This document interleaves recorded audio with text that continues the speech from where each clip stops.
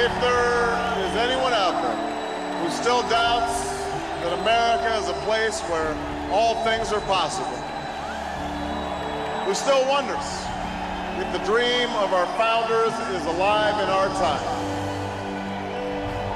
This nation was founded by men of many nations and backgrounds. It was founded on the principle that all men are created equal. That they are endowed by their Creator with certain unalienable rights, that among these are life, liberty, and the pursuit of happiness.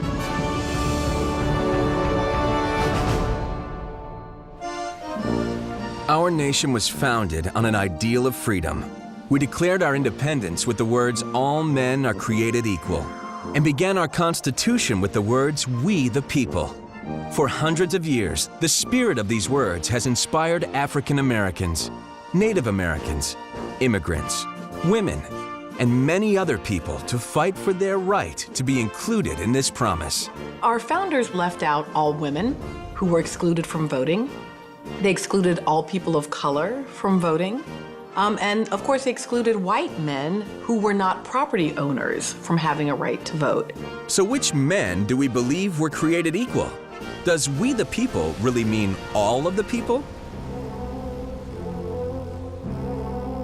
When our founding fathers wrote about freedom and equality, most African Americans were slaves. And slaves weren't viewed as Americans at all. They weren't even considered people. They were defined as property. Those founders were geniuses. They were brilliant men and really good men. And yet, when they wrote it, black people only counted as 3/5 of a person. They were allowed to be owned like animals. It's unimaginable today. One slave who bravely imagined a different world, one in which he'd be a whole person, a real American, was Dred Scott. In the 1830s, the country was being ripped apart over slavery. Slavery was legal in some places and illegal in others. Dred Scott's master, John Emerson, took him from a slave state, Missouri, into Minnesota, where slavery was illegal. When Emerson died, Scott sued for his right to live as a free man.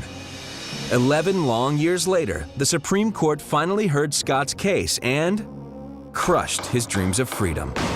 The court ruled that since Scott was a slave, he was not a citizen, he was private property, and had no right to sue for his freedom in federal court.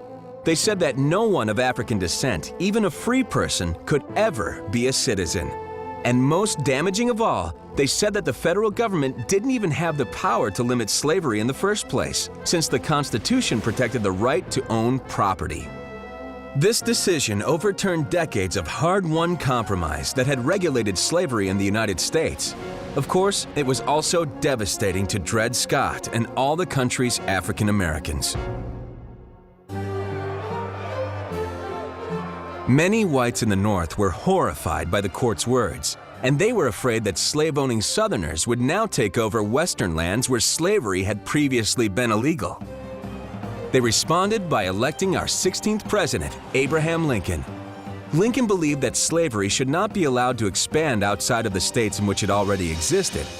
When Lincoln won the presidency, it was the pro-slavery Southerners' turn to be horrified. Lincoln had only won the northern states. In many southern states, his name wasn't even on the ballot.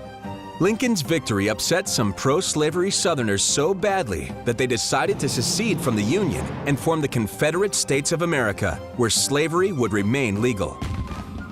When the Civil War broke out between the Union and Confederacy, Lincoln had to look for a way to keep the United States united. Lincoln hadn't always believed that African Americans deserved the same rights as white citizens. But as the war went on, he came to believe that we the people included African Americans too. Lincoln told Congress, "In giving freedom to the slave, we assure freedom to the free, honorable alike in what we give and what we preserve." Lincoln signed the Emancipation Proclamation, which freed the slaves in Confederate-controlled territory. By the end of 1865, the Civil War was over, the North had won, and the 13th Amendment to the Constitution had abolished slavery in the United States. So now, former slaves were officially people. but they were a long way from enjoying all the freedoms that we the people are guaranteed. Sometimes we think that the Civil War freed the slaves, that simply fighting it was the end of slavery. But because we are a nation of laws, it still took several acts of our government to end slavery, and not only to end slavery, but to also provide for equal protection and due process for all Americans. Congress passed the Civil Rights Act of 1866 in an attempt to ensure citizenship for the freed slaves. But it wasn't quite enough. We needed another constitutional amendment, the 14th, to declare that all persons born or naturalized in the United States were citizens, entitled to full civil rights. The addition of the 15th Amendment specifically protected every citizen's voting rights, but that was all more easily written than done. States in the U.S. South who had just lost the Civil War were beginning to pass laws that made it difficult for newly freed people to actually be citizens. After the devastation of the Civil War, the South was undergoing Reconstruction, and many Southerners still passionately believed that black and white citizens should not live as equals. Some believed that black people weren't qualified to vote. They stuffed ballot boxes with fake votes and cheated when reporting vote totals. Eventually, they even resorted to violence to keep African Americans from actually exercising their new rights. 1877, until the passage of the Civil Rights Act in 1964, that is the whole period that we would think of as Jim Crow. Segregation in public transportation, segregation in public accommodations. Jim Crow was a name from a popular song that mocked African Americans. It became the name for an era in which African Americans were officially citizens, but they could only exercise their rights separately from the white citizens. And separate isn't really so equal.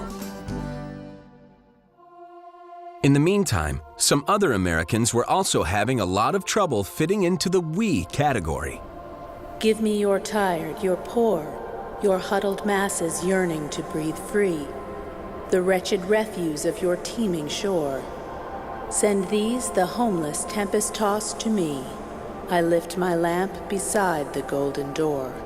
Those words inscribed on the Statue of Liberty reflect another important American ideal: that the United States is a nation made from all kinds of people with all kinds of ideas and traditions, that immigrants are welcomed in America and offered a better life. But at times, this ideal has been difficult to uphold.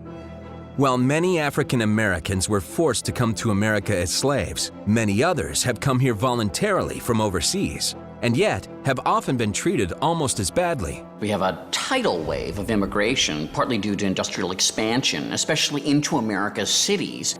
Immigrants from Eastern and Southern Europe in particular, and Chinese immigrants on the West Coast. So for the people that had already been here, this is stunning. Think of a really, really stuffy country club. That's kind of what America was before the great immigration waves. By 1890, 8 out of every 10 people in New York City were either foreign-born or first-generation American. As our country grew, many hands were needed to build our cities and roads, to feed and clothe our communities. This labor was often performed by immigrants who came to pursue the American dream, but weren't actually able to live it themselves. Instead, their lives were often a nightmare of low-paying, dangerous factory jobs and substandard housing. The Chinese had it particularly rough. Many arrived in the 1850s to join the search for gold in California. But instead, by the 1860s, they were helping to build the Transcontinental Railroad. Some of the same people who benefited from Chinese labor became frightened of immigrants. They worried that if too many Chinese came, it would change the culture of the America that they knew. And working-class Californians resented having to compete with Chinese immigrants, who were often willing to work for lower wages. In 1882, Congress passed the Chinese Exclusion Act, which banned the immigration of additional Chinese laborers and kept the Chinese immigrants who were already here from becoming citizens. When our founding fathers found America, Native Americans had been happily living here for hundreds of years. But they weren't considered equal either.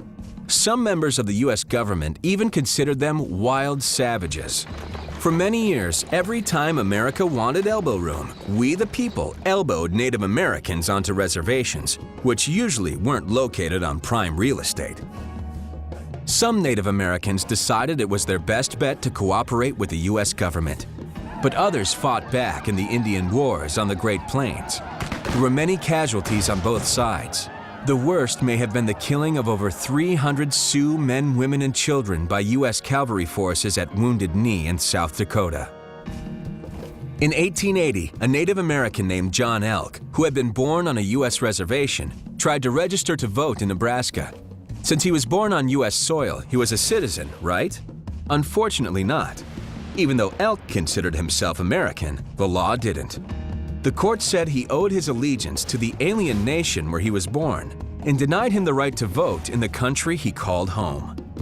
Eventually, the government was forced to reconsider the issue of Native American citizenship. The Dawes Severalty Act of 1887 looked like a step in the right direction. But there was a catch. To become U.S. citizens under the act, Native Americans would have to give up their tribal identities, only becoming American if they denied their own culture. Now, besides being denied the basic civil rights promised them in the Constitution, what do African Americans, immigrants, and Native Americans have in common? Well, about half of them are women. And women are noticeably missing from the phrase, "all men are created equal." During the years leading up to the Civil War, one woman, Elizabeth Cady Stanton, saw people fighting for the rights of African Americans, but only the men. She knew something had to be done. In 1848, Stanton helped organize the first Women's Rights Convention. They came away with a Declaration of Sentiments, based on the Declaration of Independence that called for equal rights for women. But the Civil War interrupted their fight for equality, and it wasn't until the 1890s that women began to make real progress. They earned the right to inherit property and sign contracts. But it wasn't until 1920 that all American women were allowed to vote. One of the important reasons to study history is because there are patterns that we see over and over again in a national story.